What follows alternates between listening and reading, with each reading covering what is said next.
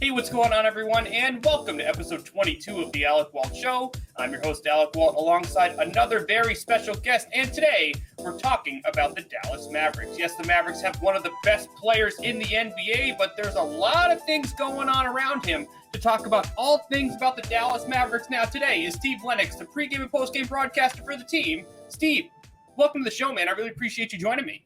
Absolutely. You're welcome, Alec. Thank you for having me. So you can't not start with the Dallas Mavericks without talking about Luka Doncic. This guy is absolutely incredible. What did you see out of Doncic in year three? Just about everything. This is my first year, as you said, for pre and post on ESPN Radio Dallas, and night in, night out. It's fun when you can sit in a studio. Didn't see him in person, but sit in a studio and just watch what he's capable of doing. Whether it's putting up, a 20-point first quarter, having that big assist at the end of regulation where you think he's going to take that game-winning shot, and he hands it off to a teammate. Bumps in the roads this year, certainly another year of growth for him and the team, but as an individual, he's right there. And remember, we started the year off where a lot of people thought he would be the MVP of the league, and got off to a slow start. And with that, I'll always remember there was one game in particular early on in the year where he didn't shoot all that well from the field, and people thought, maybe he's not in the best shape here. And he sort of admitted that the offseason for him and a lot of other people around the league was just different. And with that, after one particular bad shooting performance, he was out on the court after a game. And it was picked up by people in the arena, was out there on social media. And, a guy who's continuing to try to get better day in, day out. And that's all you can ask of an athlete, or any of us really in our lives, of, just trying to get better at your craft. And you saw that throughout the course of year number 3 for Luka Doncic. So from year 1 to year 2, we saw a massive statistical jump. In year 2 to year 3, he was his most efficient from the field and behind the arc, and had his most minutes. Do you think there's another level here for Luka Doncic? I think there is, and it comes with adding more talent around him.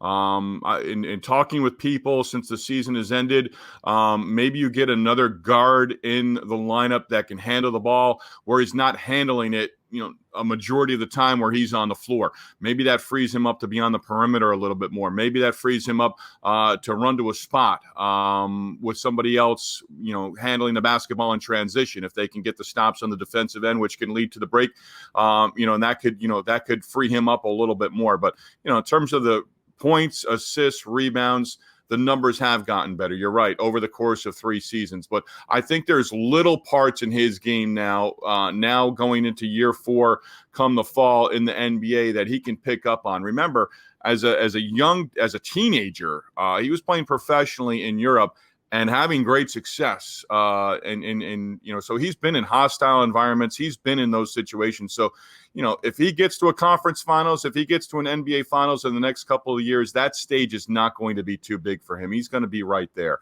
So I think it's the little things, year 4 next year that you look at as to where he can be. And I think that's with improving the talent around him as well. Well, talking about improving the talent, one person we thought was going to be that talent was Kristaps Porzingis. And it's pretty crazy that, the player we thought Dallas was getting, unfortunately, he hasn't fully been. There's been some reports, obviously, about their relationship. But in your opinion, what's really gone wrong between the duo of Luka Doncic and Kristaps Porzingis? I don't know. I mean, and even the regular media did not have access enough, and that's across the NBA. That's still across sports, as we're doing Zoom calls and stuff like that. And talking with people during the season, if reporters had access to locker rooms, and reporters do have access to inside sources, and that's where a lot of the Mavericks stories have sort of come out. People, talking off the record about the different things that have gone on and the dynamics within the organization and in the locker room. But if reporters had been able to be in the locker room, maybe they would have seen different dynamics and, started to question things and ask different questions that you're just not able to ask during the course of this basketball season because they just didn't have that access. It's chronicled that Luka and KP, and you have to take it for what it's worth if you're not seeing it firsthand and you don't have those firsthand accounts that, they don't necessarily get along. They wouldn't be the first NBA teammates. They wouldn't be the first professional sports teammates not to get along necessarily. But within the dynamic of both of those guys being on the floor, Doncic looks for all of his teammates, and Porzingis was up and down, and inconsistent is certainly a label that you could put on him this year. And he'd have a couple of games where he'd have 20 and 10. He had several games in a row where he had double doubles, and all of a sudden there was a back-to-back, or he wasn't going to play a particular game. And Rick Carlisle during the course of the season was very much of, they looked out, they projected out 3-4 games down the road with his staff and with all the people and the analytics people on board, where Porzingis was in a little bit of a groove, and then all of a sudden it's a game off, not necessarily because of an injury, but because of maintenance, rest, and rehab and recovery from that Achilles injury. He came back a lot sooner, Alec, from that Achilles injury from last year in the playoffs against the LA Clippers. Think about Memphis and Jaren Jackson. I don't know the timetable. They were almost similar. Jackson might have actually had his injury sooner in the surgery and, the start of the recovery a little bit quicker. But Jaren Jackson did not come back until deep into the regular season. Porzingis did come back early. It was not only coming back from that Achilles injury, he had a right wrist issue at one point as well. And even with that, not having that access and not being able to talk to that player individually and saying, on a scale of 1 to 10, like I do with my sons, how bad does it hurt? If he gives you an 8, you realize he's really dealing with an issue. If he's saying, hey, it's something I'm just dealing with day to day and rest and recovery and doing my rehab and doing the different things, maybe it's a level 3 in terms of the day-to-day pain and game in and game out. But you didn't have that access to know about those particular injuries. And, there were times where you knew he was sitting and he was healthy. And I think that was a big part of him not being able to be consistent throughout the course of the year. But it's certainly, there's going to be a new head of the front office. There's going to be a new head coach for next season. It's certainly priority. It's in the top 3 in terms of priorities as to what they're going to do with Kristaps Porzingis. I've heard there's already teams interested in moving for Porzingis, but with that, you're going to have to match someone else. You might be getting rid of what you deem as a headache as a fan base, but you're probably going to have to take someone else's headache, and with that, a big salary back in return to match the money. So before we get into the coach in the front office, you just mentioned the trade. It could be something similar to what the Boston Celtics just did with Kemba Walker, but, what is his trade value? Because you guys could be shopping him when his value is arguably his lowest. I don't know if it's the lowest. Remember, there's always value in a 7'3" guy who's gotten better defensively. Those things you can't teach. Even with Ben Simmons, there's value there because you've got a 6'8", 6'9" guy who can defend very well in Ben Simmons. And sort of matching those up to. I don't know if that's a match or not. But if you're trying to buy low on Ben Simmons right now, it almost seems like, okay, I don't know that Porzingis fits in with Embiid and the 76ers, but from that standpoint of matching money in the future and putting that together, it's going to be an interesting dynamic. But with that, how do you move him right now? When the perceived value is low, well, again, you're going to have there's always a taker. There's always somebody's out there who's going to be willing, hey, if we can get out from this money and this contract and this player, then we'd be willing to take him. And again, he's 7'3". He's got, he's got plenty of basketball left in him. But it's just a matter of, he's got to be healthy. He's got to prove that he's healthy. And teams also have to remember. I mean, he said some things at the end of the regular season or at the end of the playoffs when the season was over, where it sort of, maybe raised eyebrows a little bit as to how he fit in and all those different things. And this is stop number 2, where it's not perhaps going to end, with a mutual parting of the ways and respect for both sides. It didn't end well in New York, and it's very possible that it may not end well in Dallas as well. And that's on the player, I think, as well, not just the organization. Well, looking at other spots here in the organization, Rick Carlisle stepped down as the head coach. Why do you think that was his decision? Well, I think you go to the day before when it was announced Rick Carlisle was no longer going to be with the organization, when Donnie Nelson went as well. Donnie had 23, 24 years with the organization coming in under his father. then Donnie Nelson was the one who helped, bring Rick Carlisle on board as well. There was a real strong bond, there is a real strong bond, a real strong relationship there that has certainly been well chronicled. So when Donnie Nelson, there was an article in The Athletic about the dynamics of the front office and dysfunction. When Donnie Nelson was gone, I think a lot of people thought, is Rick Carlisle next? And when I initially heard about Rick Carlisle, I thought, okay, if he's leaving the Mavericks after 13 seasons, then it's quite possible that, he's already got something maybe lined up somewhere else, or maybe he takes a year off along those lines. There are a lot of openings right now around the NBA. That guy will be gainfully employed as soon as he wants to be, I think. And maybe he's looking for a real good fit as well. But, when Donnie Nelson, it was announced that he was going to be exiting from the organization, a lot of people, I thought, were in that mindset of, maybe Rick Carlisle is, his tenure is going to be short-lived at this point too, and it just happened to happen within the next 24 hours or so. Carlisle is a great coach. Never had any one-on-one with him, but over the course, Chuck Cooperstein, the radio play-by-play announcer for the Mavericks, said it in a tweet. He got his players better across the board, and he won. He won a championship. He's now climbing the ladder in all-time regular season wins in NBA history. He's an elite company. He always got his teams better. They always made adjustments from game to game, and always executed. It seemed like they were always prepared and ready to go. So Rick Carlisle will land on his feet if and when he's ready with another NBA job. I think that's the popular opinion right now. 13 years with one team. He was the third longest tenured coach behind Popovich and Spoelstra with the Spurs and Miami Heat. And Spoelstra had him, I think, by a day or two in terms of tenure. So 13 years as a head coach in the NBA, that's a great run. That's to be respected on every single level across the board. So with the opening, who are some candidates and who's the guy you'd think they should hire for the job? It's interesting, and I haven't read too much local stuff around Dallas of late, just kind of setting away from it for a little bit. If you're staying in-house, Jamal Mosley is right there as a candidate. Rick Carlisle has championed him. He's interviewed in the past. Rick, there was a game this year in New York where he had, I think, it was basically a false positive for COVID. And Carlisle came on with the media for his pregame Zoom, and he was still in his hotel room, and Jamal Mosley is going to be the head coach for that particular night. Jamal Mosley, and again, you read a lot of things, you talk to people, he is ready to be an NBA coach, whether it's right now with the Mavericks with their opening or the possibility with the other openings, like I mentioned, around the league. He's somebody who is ready to go. They go outside the organization.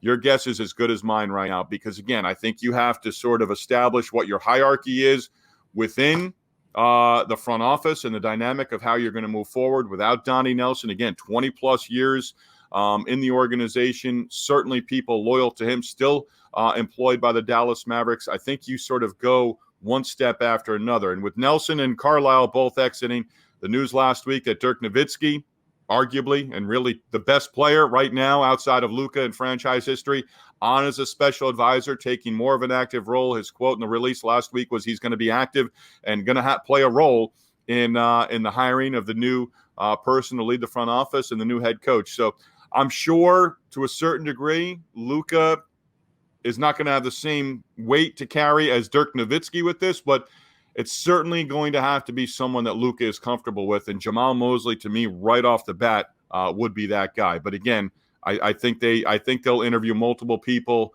and that'll shape, that'll start to shape out here in the next couple of days, couple of weeks. Well, just looking at the roster from last year, you guys do have some free agents. Tim Hardaway Jr. has been very productive for the Mavericks since he's been traded from the New York Knicks. Do you think he's a possible option to re-sign with this team? I think so. I think the money's got to, make sense for the organization. Remember, you've got a lot of money into Porzingis right now. Hardaway's salary was good. Can he put that in place and get a better deal somehow, some way with another team around the NBA? Are they going to value him the way the Mavericks did? Tim Hardaway Jr. was terrific for the Mavericks in the sense of this year.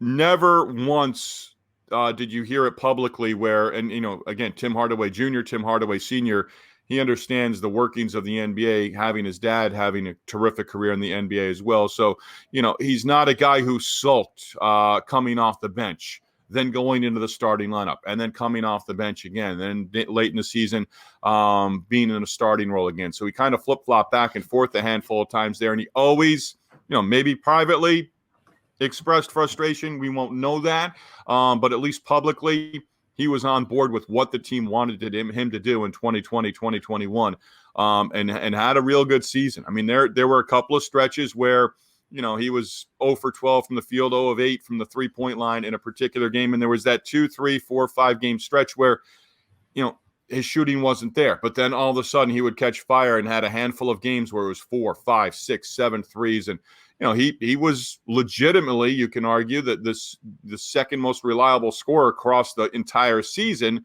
for this team. How, if you're going to let that walk out the door, how are you going to replace that? How are you going to be able to bring other players in to be able to fit that role? Because you're losing a lot of production if Tim Hardaway Jr. leaves Dallas.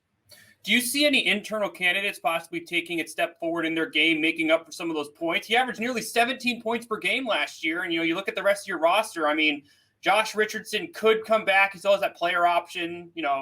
I think Jalen Brunson is massively underrated. But looking at the roster right now, obviously it could change with a free agent signing or a trade. But who are some of those candidates you see taking that step forward? It's again, an interesting year, Alec, this past year, because the rookies had some time here and there. What are you going to get out of Josh Green going forward? Tyrell Terry, I think they maybe thought was, in that point guard role, was away from the team for an extended period of time due to personal reasons. Those guys would have to grow in year two, because they're young. So when we talk about young players, we're talking about upside, and that is there, but there's also the potential where, maybe they don't necessarily pan out. Within the rest of the roster, I think, Dwight Powell, Maxi Kleber, those guys, and Kleber could be that guy to a certain degree in terms of just increasing his numbers next year, because of all the players on the roster this year, he's certainly either 1 or 2 in terms of just how up and down it was. First, there was a stretch there where they had several guys out due to COVID protocols, due to, contracting the virus, and he was one of them. Late in the year, he had a groin issue. Late in the year, he had a back issue. So Kleber, when exactly it was where he wasn't at full capacity after he came back from COVID, and there was a transition there to get your legs back, to get your wind back, to get everything back, almost like you're coming back from preseason again and, getting everything underneath you. He had to go through that again. And then there was a good stretch for Maxi Kleber. Rick Carlisle, again, another guy he relied on the defensive end. But overall, there were a handful of games where he took maybe 1 or 2 shots, but he was defending on the other end of the floor where he provided value. If he's healthy next year, you could see him possibly hitting a couple of more threes over the course of a game. So you could see his numbers going up a little bit there. So that to me is that in a nutshell. I could spend 25 minutes on Jalen Brunson because I agree with you. Watching him game in, game out, and Carlisle and Donnie Nelson. I talked with Donnie Nelson a couple of times during the season for interviews that we aired, and talking about Jalen Brunson, again, another player who had a father play in the NBA, understood what the game was coming in, different than other players. So we had that to his advantage. This year, able to get to the basket, able to create for his teammates, able to hit that, 15 to 17-foot jumper or floater where he got separation from the defender. And this year they talked about, being able to score on all 3 tiers, scoring at the basket, scoring in that mid-range, and hitting from the three-point line. He became a more consistent three-point shooter this year at times. That could be a part of his game that he continues to improve on as well. So I think he fills a great role for the team. Is he a starter? Does another team see him as a starter down the road when he, possibly could hit free agency? I don't know. Remember, he was just outside. There were teams that were thinking about him as a late first-round pick out of Villanova.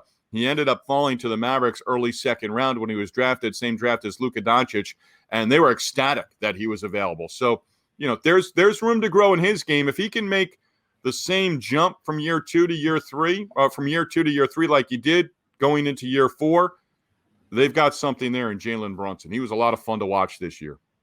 So just right now looking at the landscape of the NBA, we're in the Final Four. Yes, Phoenix does have a pretty comfortable lead on the Clippers right now, but obviously you can't sleep on the Clippers because the Mavericks had a 2-0 lead on him, unfortunately, and it led to the Clippers advancing. But you look at the 4 teams in the NBA right now. Who do you believe wins each conference, and who do you think goes to the finals and takes home the title?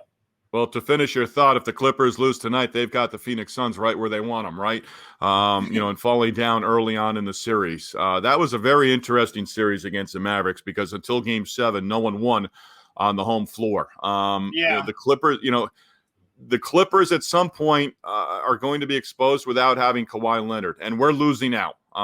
We lost out with the Nets and not having their big 3 healthy. And anytime I think about Porzingis right now, I think about, in the NBA right now, it is sort of, if a player's breaking down during the regular season, you almost have to question, well, if they're not healthy in the regular season, you can't rely on them in the regular season. And I understand load management more than I have, and I'm more accepting of it as a fan, as of a broadcaster, than I was in year past. I do understand it. But if you're still breaking down in the playoffs, and we've had injuries, and LeBron James has certainly been vocal about, the turnaround and, putting 72 games into a very shortened regular season, we're seeing, unfortunately, guys injured not only in the regular season, but here in the playoffs as well. I think we lost out with not seeing the Nets at their full potential. And I really am upset that, I can't sit down tonight and see Kawhi Leonard playing for the LA Clippers in Game 2 against the Phoenix Suns because he's injured right now. And I don't know that you let him play. Every time I think about, can he play Game 3? Is he going to be available at some point in this season? That's a serious knee injury that he has there. And you go back to Durant with the Warriors, and he tried to play, and it led to the Achilles injury. And it led to him leaving Golden State and joining the Brooklyn Nets and, rehabbing for a long period of time. This is where you want to play. This is where they want to be. And, there are injuries around the league right now. The Hawks are an interesting team because in watching them initially against the Knicks, seeing them twice in the regular season against Doncic, and you have that Trae Young, Luka Doncic connection that's always going to be there. Right now, Atlanta, over the first 2+ years of their careers, Atlanta this year has, big in free agency last year, hit on some, free agents. They have John Collins, who's going to be certainly in free agency, someone that's, very popular and in demand. But you can argue certainly Atlanta's put better talent in year 3 around Trae Young, and you see it as they're in the Eastern Conference Finals, than the Mavericks have in, year 3 with Luka Doncic. Now, they'll have more money to spend here in the offseason. You hope, certainly, you fingers crossed that they spend it wisely. But, Trae Young, the fact that he's in the conference finals, I think they're 2 very good matchups. There's certainly intrigue on both sides. And you know what? You're seeing young stars. You're seeing Giannis. You're seeing the Milwaukee Bucks as a team getting to the conference finals. At this point in time, I'm sort of rooting for Chris Paul and CP3 to be healthy, to get back with the Suns, and they're going to be dangerous for the remainder of the series against the LA Clippers because they can play both ends of the floor and they can beat you in a lot of different ways. And I know Devin Booker coming off the triple-double is certainly getting a lot of accolades here in the last couple of days. And, we always get to this point in the postseason. If you don't know Devin Booker and you're just learning about Devin Booker, well, anyone who's paid attention to the NBA over the last couple of years knows the name Devin Booker. And, he's on the big stage right now. It belongs to him. So I'm kind of curious to see how he plays out the remainder of the series. And if he does get to the NBA Finals, I think it'll be neat to see. All right, well, Steve, before we let you go, how can our listeners here keep in touch with you on social media, listen to some of your shows and radio shows and everything like that? Yeah, I give you credit, Alec. I started doing my own Lenox on baseball, which is my Twitter handle for baseball. I do some stuff for ESPN here and there out of Bristol, Connecticut. Hopefully, I'll be back with the Mavericks for year 2, come the fall and early winter. And then I do have Lenox on Hoops as well on social media via Twitter. And, I never thought I'd have one Twitter one Twitter handle, let alone two. But now with the basketball, I kind of keep them separate. So that's how I do that. I appreciate you asking. Thank you. Hey, no problem at all. I appreciate you joining me here on the podcast. Enjoyed it. Thank you so much. All right, well, that's going to be it for this episode of the Alec Walt Show. I'm your host, Alec Walt, alongside Steve Lenox. What do you think of the Dallas Mavericks this offseason? Feel free to comment that below. Also, don't forget to like this video and subscribe to Down the Block Sports for more of my exclusive content. Thank you, everyone, for tuning in, and we'll see you very soon.